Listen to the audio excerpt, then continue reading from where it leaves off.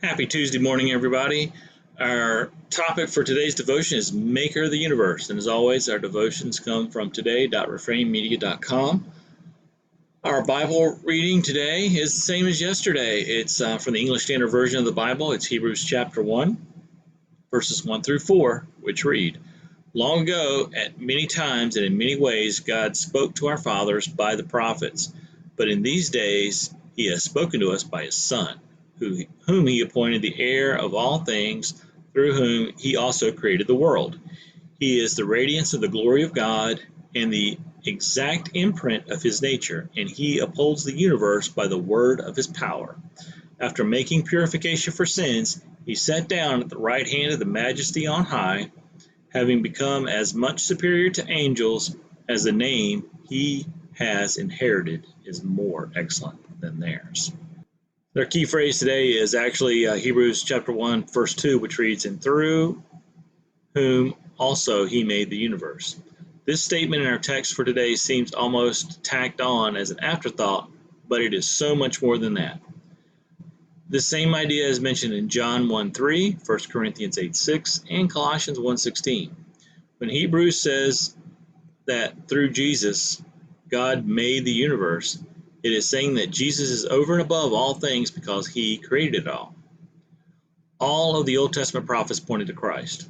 When he came to live among us as a real human being, he was fulfilling all that was written about him.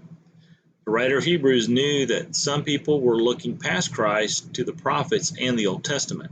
So here the writer is starting off by describing the greatness of Christ in a few powerful statements about him.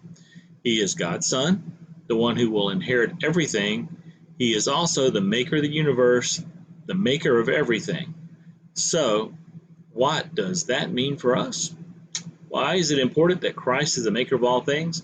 Not only is Jesus God's Son, but he also made the earth with the Father. He is truly God. Knowing that Jesus is the maker of all things means that we can trust in him for all things.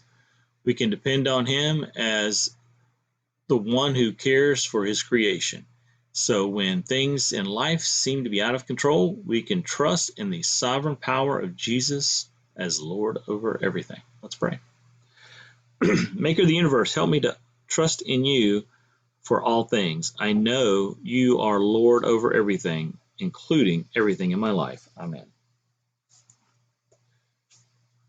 Jesus is Lord over everything in our lives, whether we want to accept that or not. So keep that in mind. So our lives will be much simpler, much easier, and much more productive if we understand and release and relinquish that control to the Creator. He is there for us. He made us. He loves us. He has our best intentions in mind in all that he does. We may see some doom and gloom in our lives, but it's for a reason, and that reason will come to light eventually, and it'll always be for his glory. So keep that in mind as you go throughout the day. We love you. Take care, and we'll hope to see you tomorrow morning. Have a great day.